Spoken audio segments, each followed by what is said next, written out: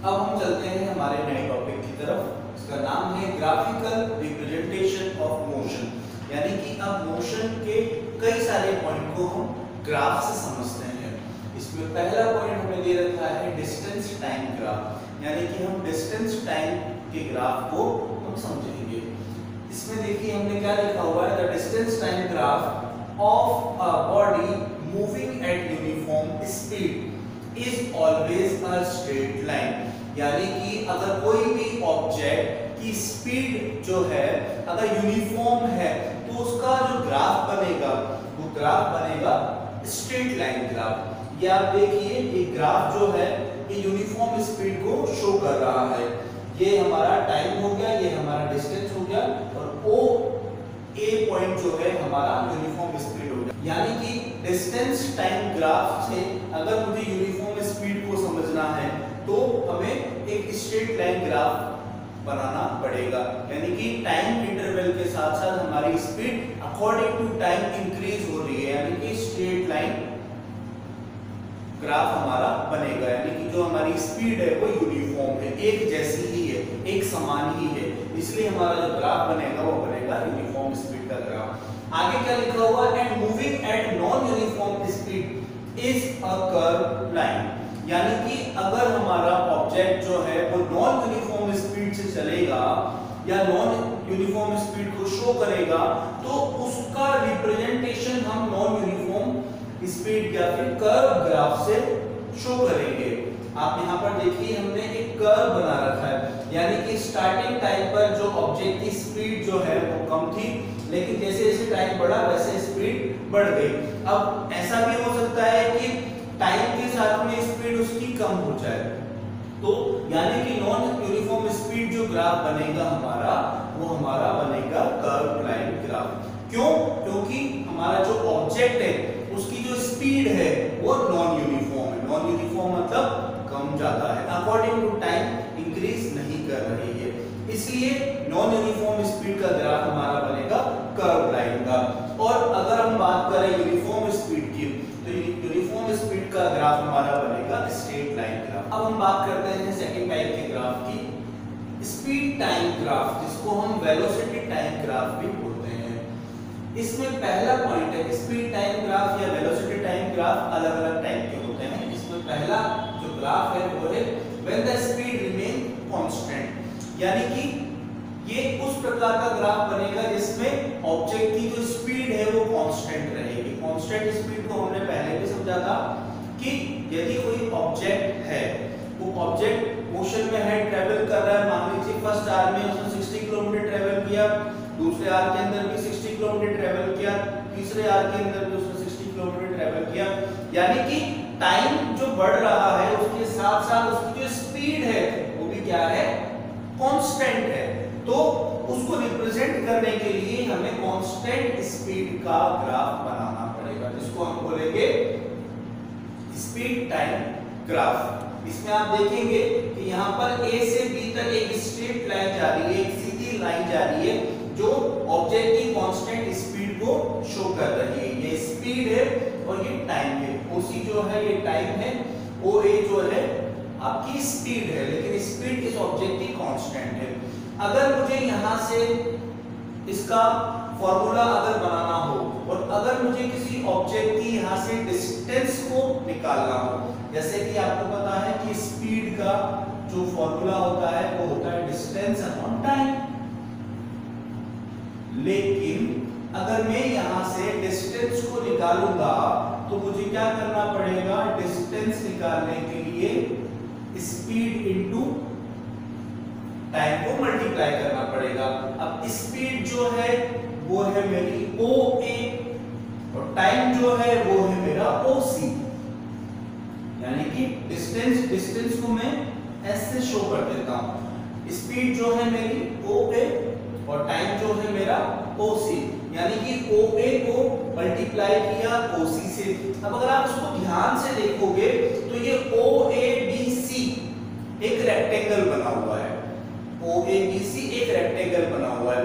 अगर हम बात करें रेक्टेंगल के एरिया की, तो रेक्टेंगल का एरिया आपको पता है क्या होता है, लेंथ इनटू ब्रेथ। मान लीजिए ये लेंथ है, ये है ब्रेथ, तो इसको मैं ऐसे भी लिख सकता हूं, area of O A B C equal O A into O सी।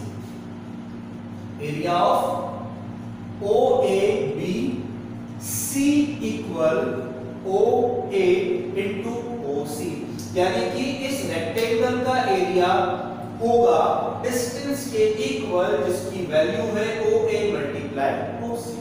अब हम स्पीड टाइम ग्राफ के नेक्स्ट पार्ट को समझते हैं। नेक्स्ट पार्ट का ग्राफ दे रखा है when speed changes at a uniform rate, जिसको हम यूनिफॉर्म एक्सेलरेशन भी बोलते हैं, यानी कि जो स्पीड है वो यूनिफॉर्मली चेंज हो रही है, जिसको हम वेलोसिटी के फॉर्म में, अगर यहाँ पर हम देखें कि हमारी वेलोसिटी चेंज हो रही है, यानी कि हम इसको एक्सेलरेशन से भी रिप्रेजेंट कर सकते हैं। क्यों? क्योंकि एक्सेलरेशन का फॉर्मूला होता है change in velocity upon time. Time के रिस्पेक्ट में अगर किसी ऑब्जेक्ट की वेलोसिटी चेंज हो रही है तो वो कहलाता है एक्सेलरेशन। अब हम बात करते हैं नेक्स्ट टाइप के ग्राफ की। जब कंडीशन दे रखी है when the initial speed of the body is not zero, यानी कि ऑब्जेक्ट की जो इनिशियल स्पीड है वो जीरो नहीं है, और एक स्पीड पर पहुंचने के बाद में उसका जो एक्सेलरेशन है वो यूनिफॉर्म हो जाता है, यानी कि वेलोसिटी चेंजेस हो जाती है एक निश्चित एक फिक्स पॉइंट पर पहुंचने के बाद में। तो ये हमारा ग्राफ है, यहाँ पर इनिशियल स्पीड देखिए जीरो नहीं है, ये बी पॉइंट पर है, यानी कि कुछ ना कुछ इनिशियल स्पीड हमारे पास में है। तो ये हमारा ग्राफ है, ये टाइम को डिनोट करता है, ये स्पीड को डिनोट करता है। अगर इस ग्राफ की वैल्यू के बारे में अगर मैं बात करूं तो पिछले ग्राफ में हमने देखा था कि ग्राफ का एरिया इक्वल डिस्टेंस होगा, यानी कि S इक्वल एरिया होगा, ये अभी हमने देखा था। अगर इस ग्राफ का शेप अगर आप देखो तो OB और AC आपको पैरेलल लाइन दिख रही है, और OA और BC आपको पैरेलल लाइन नहीं मिल रही है, यानी कि एक पेयर पैरेलल लाइन का है। तो ऐसा शेप मुझे ध्यान में आ रहा है, इसको हम बोलते हैं ट्रेपेजियम। क्या बोलते हैं? ट्रेपेजियम। अगर ट्रेपेजियम के फॉर्मूले की अगर मैं बात करूं, इस ट्रेपेजियम का एरिया मुझे कैसा निकालना पड़ेगा, तो उसका फॉर्मूला होता है sum of parallel sides into height 1/2। Trapezium का फॉर्मूला होता है 1/2 sum of parallel side into height. Trapezium का फॉर्मूला क्या होता है? 1/2 sum of parallel sides into height. तो यहां पर हम वैल्यू पुट करेंगे 1/2 सम ऑफ पैरेलल साइड। अब पैरेलल साइड कौन सी है? OB और AC, तो हम यहां पर लिखेंगे OB प्लस AC। अब हमसे हाइट पूछा है, तो हाइट हमारी कौन सी होगी? टाइम वाली लाइन हमारी हाइट होगी, जो है OA मल्टीप्लाई OA। तो हम यहां पर लिख सकते हैं OB plus AC multiply OA divide by 2। अब इसको ऐसे हम लिख सकते हैं। अब आप देखिए एरिया और डिस्टेंस हमारा इक्वल है, तो हम इसको S से भी डिनोट कर सकते हैं, यानी कि ये डिस्टेंस का भी फॉर्मूला है। Distance equal OB plus AC multiply OA divide by 2। ये हमारा इस ग्राफ का डिस्टेंस का फॉर्मूला है। अब हम बात करते हैं नेक्स्ट टाइप के ग्राफ की, जो कि है when speed changes at a non uniform rate, यानी कि जब स्पीड जो है वो नॉन यूनिफॉर्म रेट से चेंज होगी, तो बनने वाला ग्राफ बनेगा हमारा कर्व ग्राफ, कर्व टाइप का ग्राफ। यानी कि ये देखिए कर्व बन रहा है, ये नॉन यूनिफॉर्म एक्सेलरेशन है। तो इस प्रकार से हमारा ग्राफ बनेगा जिसमें नॉन यूनिफॉर्म रेट की स्पीड होगी, या फिर यूं कहें कि नॉन यूनिफॉर्म एक्सेलरेशन का ग्राफ हमारा कर्व ग्राफ बनेगा। ये हमारा टाइम को रिप्रेजेंट कर रहा है, ये एक्सिस, और हमारा ये वाला एक्सिस स्पीड को शो कर रहा है। इन ग्राफ्स के थ्रू अब हम हमारी मोशन की इक्वेशन को भी डिराइव करेंगे। अब हम ग्राफिकल रिप्रेजेंटेशन समझते हैं मोशन की इक्वेशन का। तो ये हमारे पास में एक ग्राफ है, वेलोसिटी टाइम ग्राफ है। इस ग्राफ की सहायता से हम एक एक करके तीनों इक्वेशन को डिराइव करेंगे। सबसे पहले फर्स्ट इक्वेशन को हम डिराइव करते हैं, जो कि हमारी है v = u + at। हमने नॉर्मल डेरिवेशन भी किया है इसका, इक्वेशन को डिराइव करने का। यहाँ पर हम ग्राफिकल रिप्रेजेंटेशन करेंगे। तो v = u + at हमें फाइंड करना है। अब हम इस ग्राफ को देखें तो ग्राफ में हमें आप ये देखिए कि OA यानी कि हमें इनिशियल वेलोसिटी दे रखी है, यानी कि ऑब्जेक्ट की इनिशियल वेलोसिटी कुछ है और ये हमारी फाइनल वेलोसिटी है, यानी कि B से लेकर C तक हमारी हो गई है फाइनल वेलोसिटी। OC हमारा टाइम पीरियड दे रखा है। हमने क्या किया, इस A पॉइंट से इस BC लाइन पर एक पॉइंट और बना दिया, इसको हमने नाम दिया है AD, यानी कि OC के पैरेलल हमने AD लाइन को भी एक इमेजिनरी लाइन को हमने बना दिया है। इसका मतलब OA = DC या CD होगा और OC = AD होगा, यानी कि ये हमारा रेक्टेंगल बन गया। रेक्टेंगल में आपको पता है अपोजिट साइड्स इक्वल होती है। तो हम ग्राफ से देखें, OA की वैल्यू इनिशियल वेलोसिटी यानी कि u, BC की वैल्यू फाइनल वेलोसिटी यानी कि v। अब अगर हम इस फाइनल वेलोसिटी BC की अगर लेंथ निकालें तो हमने इस BC को दो पार्ट में बांट दिया है, BD + DC। तो हमने यही किया, BC = BD + DC। BC की वैल्यू हमें यहां से मिली v, तो हमने DC की वैल्यू v रख दी। अब DC की वैल्यू या CD की वैल्यू आप देखिए OA के इक्वल है, जो कि मैंने यहाँ पे लिखा है DC = OA। तो DC की जगह हमने OA लिख दिया और OA किसके इक्वल है, इनिशियल वेलोसिटी के इक्वल, तो हमने OA की जगह यहाँ पर U लिख दिया। तो अभी इक्वेशन मुझे मिलेगी v = BD + U। इसको हमने इक्वेशन फर्स्ट बोला। अब आपको पता है कि slope of graph is velocity time graph is equal to acceleration, यानी कि ये जो स्लोप ऑफ ग्राफ है ये एक्सेलरेशन के इक्वल है। अभी हमने ग्राफ में इसको समझा था, ग्राफ में आपने देखा था uniform acceleration, non uniform acceleration. Graph में हमने इस लाइन को शो किया था। तो ये स्लोप जो है AB, जो स्लोप है ये एक्सेलरेशन के इक्वल होता है। तो इस स्लोप की अगर वैल्यू अगर मुझे निकालनी होगी तो वो होगी BD/AD। BD हमारा BD/AD इस स्लोप की क्या होगी, वैल्यू होगी, यानी कि इस एक्सेलरेशन की वैल्यू हमारी होगी BD/AD। अब AD जो हमारा है वो OC के इक्वल है, यानी कि टाइम के इक्वल है। तो हमने क्या किया, A एक्सेलरेशन = BD/AD की जगह हमने रख दिया T। अब इस T को हमने A से मल्टीप्लाई किया, जो हुआ BD = AT। अब इस AT की वैल्यू इस इक्वेशन फर्स्ट में हमें रखनी है, यानी कि BD = AT जो यहाँ पर आया, इस BD की वैल्यू मुझे इस फर्स्ट इक्वेशन में रखनी है, जो बना v = AT + U। तो इसको अपने इक्वेशन के अकॉर्डिंग अरेंज कर देंगे, v = U + AT। ये हमारी first equation of motion derive होती है। एक बार फटाफट से समझते हैं, v = U + AT हमें प्रूफ करना है, हमें निकालना है। तो हमने ग्राफ से समझा OA हमारा इनिशियल वेलोसिटी है, BC हमारा फाइनल वेलोसिटी है। इस पर हमने एक D पॉइंट भी बना दिया जो हमारे टाइम के पैरेलल होगा, यानी कि AD और OC ये हमारा इक्वल होगा और CD और OA हमारा इक्वल होगा। तो हमने यहाँ पर OA की वैल्यू लिखी U, BC की वैल्यू हमने लिखी V। हमने जो फाइनल वेलोसिटी है उसको स्प्लिट किया, तो हमने फाइनल वेलोसिटी इक्वल यानी कि BC = BD + BC किया।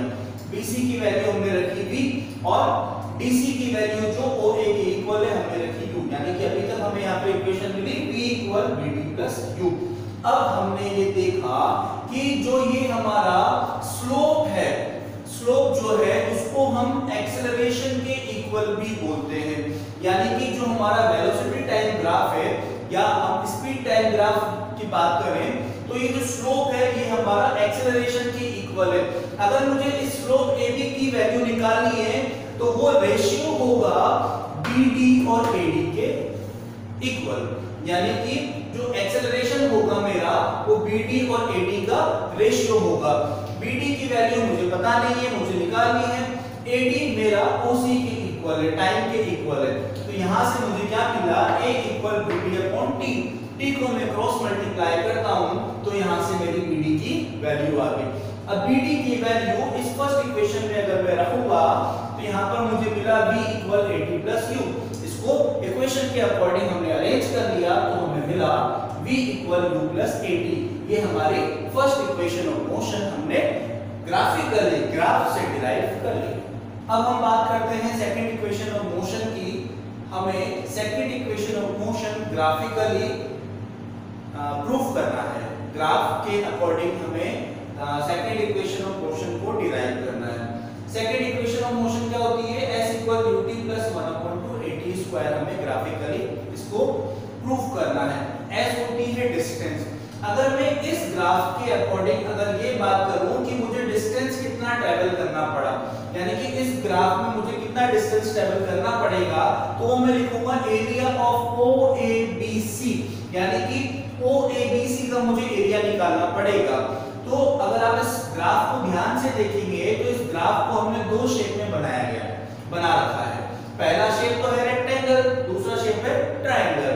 तो हमने इसको स्प्लिट कर दिया, डिस्टेंस को हमने ऐसे लिखा, एरिया ऑफ OABC को हमने पहले लिखा area of rectangle plus area of triangle. हमने इसको दो पार्ट में बांट दिया, रेक्टेंगल का एरिया और ट्रायंगल का एरिया। अब यहाँ पर हमने एरिया ऑफ रेक्टेंगल निकाल लिया। एरिया ऑफ रेक्टेंगल क्या होता है, लेंथ इनटू ब्रेथ। यहाँ पर आप देखिए लेंथ हमारी कितनी है OC और ब्रेथ हमारी कितनी है OA। OC की वैल्यू T, OA की वैल्यू U। तो हमारे यहाँ पर एरिया ऑफ रेक्टेंगल आया UT। इसी प्रकार हमने एरिया ऑफ ट्रायंगल निकाला। एरिया ऑफ ट्रायंगल क्या होता है, 1/2 base into height. 1/2 base into height. Base हमारा यहाँ पर है AD और हाइट हमारा यहाँ पर है BD। 1/2 AD into BD। अब आप बहुत ध्यान से देखिए ग्राफ में AD जो है वो OC के इक्वल है। तो OC की वैल्यू T है तो AD की वैल्यू भी T हो जाएगी। अब इस BD की वैल्यू ग्राफ में तो नहीं दे रखी, लेकिन हमने फर्स्ट इक्वेशन में BD की वैल्यू निकाली थी जो आई थी AD के इक्वल। तो हमने दोनों वैल्यू को पुट किया, AD की वैल्यू T और BD की वैल्यू AT। इसको मल्टीप्लाई किया तो यहाँ पर आया area of triangle 1/2 AT square. Area of rectangle और एरिया ऑफ ट्रायंगल को हमने इस A इक्वेशन के अंदर ऐड कर दिया तो हमें मिला S इक्वल S मतलब distance, distance equal UT plus 1/2 AT square. यही हमारी सेकंड इक्वेशन थी। तो हमने graphically second equation of motion को डिराइव कर लिया। एक बार फटाफट वापस से समझेंगे। मुझे यहाँ पर इक्वेशन प्रूफ करने के लिए डिस्टेंस को ट्रेवल करना पड़ेगा। तो टोटल डिस्टेंस होगा मेरा एरिया ऑफ OABC, यानी कि OABC का एरिया मेरा टोटल डिस्टेंस निकालेगा। अब इस एरिया को मैंने क्या किया, इसको दो पार्ट में बांट लिया। एक तो हो गया ट्रायंगल, एक हो गया एक रेक्टेंगल, एक हो गया मेरा ट्रायंगल। तो रेक्टेंगल का एरिया क्या होता है, लेंथ इनटू ब्रेथ। तो यहां से मुझे मिला UT और ट्रायंगल का एरिया होता है 1/2 बेस इनटू हाइट। यहां से मिला मुझे AT स्क्वायर, मतलब 1/2 AT स्क्वायर। दोनों को मैंने प्लस किया तो मेरी सेकंड इक्वेशन ऑफ मोशन आ गई S equal UT plus 1/2 AT square. अब हम बात करते हैं थर्ड इक्वेशन ऑफ मोशन की, जो कि है V square equal U square plus 2AS। यानी कि इस ग्राफ से हमें थर्ड इक्वेशन ऑफ मोशन को प्रूफ करना पड़ेगा। थर्ड इक्वेशन ऑफ मोशन को प्रूफ करने के लिए हमें लेना डिस्टेंस ही पड़ेगा, लेकिन यहाँ पर हमें इन दोनों इस ग्राफ के इस पॉइंट को हमने सेकंड इक्वेशन में रेक्टेंगल और ट्रायंगल में बांटा था, लेकिन हमें यहाँ पर इसको ट्रेपेजियम लेना पड़ेगा। यानी कि डिस्टेंस निकालने के लिए मुझे एरिया ऑफ OABC तो निकालना है, लेकिन मुझे ये ट्रेपेजियम लेना पड़ेगा। आप इसको ध्यान से देखेंगे तो आपको ये ट्रेपेजियम का शेप दिखेगा। अब ट्रेपेजियम का जो एरिया होता है वो होता है 1/2 sum of parallel side into height. अब पैरेलल साइड कौन सी है इसकी, OA और BC। 1/2 OA प्लस BC और हाइट क्या है OC।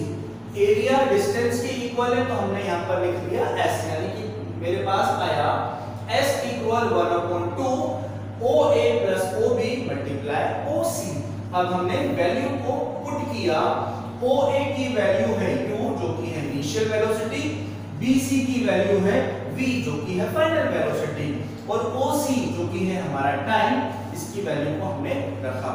अगर आप ध्यान से आपकी थर्ड इक्वेशन ऑफ मोशन देखेंगे तो यहाँ पर टाइम कहीं भी नहीं आ रहा, यानी कि मुझे इस t को हटाना पड़ेगा। अब इस t को कैसे हटाऊं? फर्स्ट इक्वेशन ऑफ मोशन होती है v equal u plus at। यहाँ से t की वैल्यू निकाल लेते हैं। कैसे निकाला? u को ट्रांसपोज किया तो v minus u equal at बचा। अब t की वैल्यू निकालने के लिए a को डिवाइड किया तो t की value I v minus u upon a। अब इस t की वैल्यू इस इक्वेशन में हम रखते हैं तो हमें मिला 1/2 u plus v minus u upon a। अब अगर इसको ध्यान से आप देखेंगे तो u प्लस v अगर ये कैसे भी u माइनस v हो जाए तो मेरा एक फॉर्मूला बन जाएगा मैथ्स का जो होता है a plus b a minus b equal a square minus b square. तो मैंने क्या किया, यहाँ से माइनस को कॉमन निकाला तो u प्लस का हो गया और v माइनस का हो गया। u प्लस v और u माइनस v फॉर्मूला लग गया जो बन गया u square minus v square, और माइनस का 1/2 है बाहर आ गया। अब मैंने क्या किया, इस 2a को s से मल्टीप्लाई किया जो मेरा आया 2as इक्वल माइनस ब्रैकेट में u square minus v square. अब माइनस को मैंने अंदर मल्टीप्लाई किया, अंदर भेजा तो u स्क्वायर मेरा माइनस का हो गया और v स्क्वायर मेरा प्लस का हो गया। तो 2as इक्वल आया v square minus u square. अब मैंने u स्क्वायर को ट्रांसपोज किया, लेकिन आप ध्यान से देखिए कई लोग इसको भी थर्ड इक्वेशन ऑफ मोशन बोलते हैं, तो ये भी आपका डिराइव सक्सेसफुली हो गया। लेकिन हमें इस फॉर्म में निकालना है, दोस्तों क्या करेंगे, u स्क्वायर को ट्रांसपोज किया तो हमारा आ गया final equation v square equal u square plus 2as। ये हमारी ग्राफिकली हमने थर्ड इक्वेशन भी प्रूफ कर दी जो कि है v square equal u square plus 2as। वापस से फटाफट ध्यान से समझते हैं। थर्ड इक्वेशन को प्रूफ करने के लिए इस ग्राफ को हमें ट्रेपेजियम शेप में समझना पड़ेगा या बदलना पड़ेगा। हमने क्या किया, डिस्टेंस निकालना है हमें, तो डिस्टेंस यानी कि इस OABC ट्रेपेजियम का एरिया हमें निकालना है। ट्रेपेजियम का एरिया का फार्मूला होता है 1/2 sum of parallel side into height. अब पैरेलल साइड है OA और BC, इनको प्लस किया, और हाइट है हमारे पास टाइम, इसको वैल्यू को पुट किया। अब टाइम हमारे पास थर्ड इक्वेशन में होता नहीं है, तो फर्स्ट इक्वेशन से हमने टाइम की वैल्यू निकाली, वो है v minus u upon a। अब t की वैल्यू हमने इस इक्वेशन में पुट कर दी जो आया v माइनस u। अब हमने u प्लस v को v माइनस u में हमने चेंज कर दिया माइनस कॉमन निकाल करके, तो u माइनस v और u प्लस v होगा जो मेरा फॉर्मूला लग गया a plus b a minus b का, a plus b a minus b equal a square minus b square. यहाँ से मेरा आ गया u square minus b square, और बाहर माइनस है, माइनस को अंदर पहुंचाया तो बना मेरा b square minus u square equal 2as। अब u स्क्वायर को हमने ट्रांसपोज किया तो फाइनल इक्वेशन हमारे पास में आ गई v square equal u square plus 2as। ये हमारी थर्ड इक्वेशन भी प्रूव हो गई है ग्राफिकली। एक चीज और मैं आपको बताना चाहूंगा, यहाँ पर ध्यान से देखिए, हमने u प्लस v को u हमारे पास पहले था, v हमारे पास बाद में था, तो हमने यहाँ पर u को पहले लाए v को बाद में लाए, तो हमने माइनस कॉमन निकाला। लेकिन आप इसको दूसरे तरीके से भी कर सकते हो। कैसे? इस u प्लस v को v प्लस u में चेंज कर दो। मैं यहाँ पर रब करके आपको दिखा रहा हूँ कैसे आपको करना है, एक बार ध्यान से देखिएगा। यहाँ पर लिखा हुआ है s equal 1/2 u plus v minus u upon a। तो मैं इसको क्या करता हूँ, s इक्वल 1/2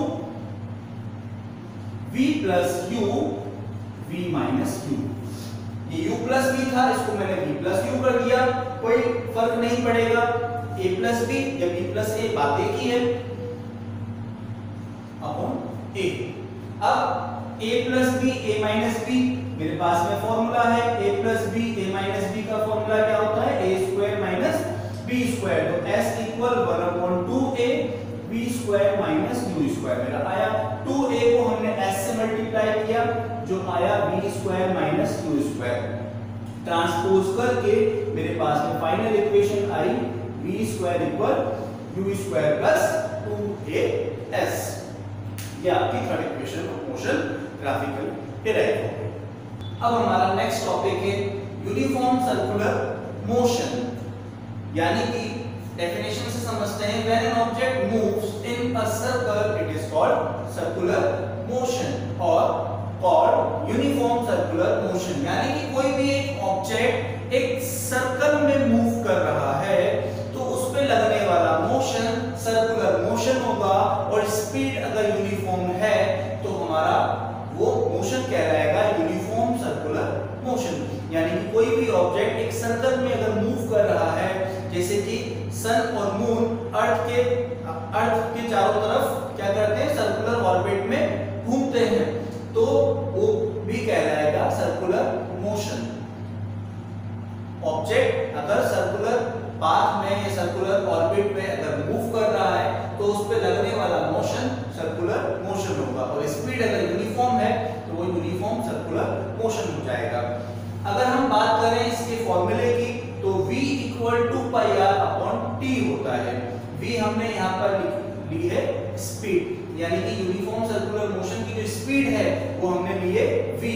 पाई जो है वो कांस्टेंट होता है जिसकी वैल्यू 22/7, या फिर जो वैल्यू हमें कोई न्यूमेरिकल में अगर दी गई है पाई की वैल्यू तो हमें वही वैल्यू लेनी है, अदरवाइज हमें 22/7 वैल्यू लेनी है।